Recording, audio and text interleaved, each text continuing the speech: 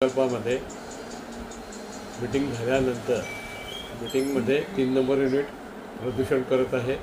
हवेद्वारे खूप मोठ्या प्रमाणात प्रदूषण होऊन शेती पिके आणि इतरांचं खूप मोठ्या प्रमाणात नुकसान होत होतं। तसेच त्या प्रकल्पातून तापी नदीमध्ये राख वाहून जाऊन ॲजबंडमधली राख पुराद्वारे वाहून जाऊन मोठ्या प्रमाणामध्ये प्रदूषण होत आहे।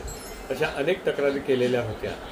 4 नंबर युनिट आणि 5 नंबर युनिटमध्ये रेन वॉटर हार्वेस्टिंगचे काम, वृक्षारोपणचे काम, वनीकरणचे काम यांची 10 वर्षापासून केलेलेच नाही।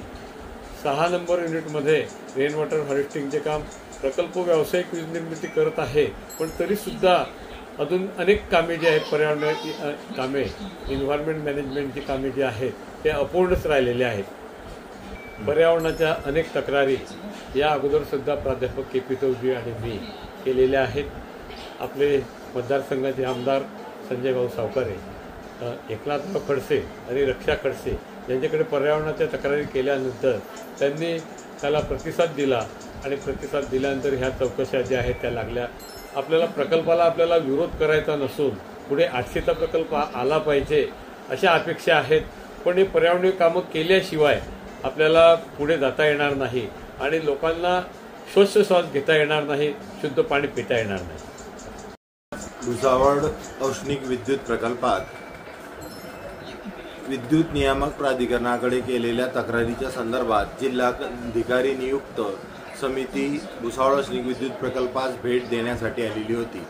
या संदर्भात प्रकल्पामध्ये कामाची त्यांनी पाहणी केलेली आहे। यामुळे परिसरात होणारे प्रदूषण, यामध्ये टो लाईनमध्ये जाणारी राख आणि ॲशबंडमधून होणाऱ्या राखेचे प्रदूषण या प्रमुख गोष्टी पाहण्यासाठी होत्या। यामध्ये शेळके म्हणून एक शेतकरी आहे, त्यांचं शेत विल्हाळा तलावावर अवलंबून असणाऱ्या पिण्याच्या पाण्याच्या योजना आणि विल्हाळा परिसरात होणाऱ्या राखेचं प्रदूषण या प्रमुख स्थळांची त्यांनी पाहणी केली।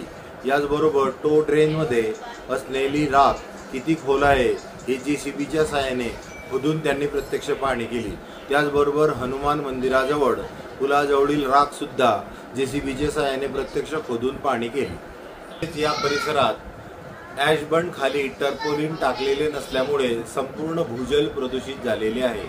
या प्रदूषित भूजलामुळे विल्हाळा व विल्हाळा तलावावरील पिण्याच्या पाण्याच्या योजना प्रदूषित झालेल्या आहेत।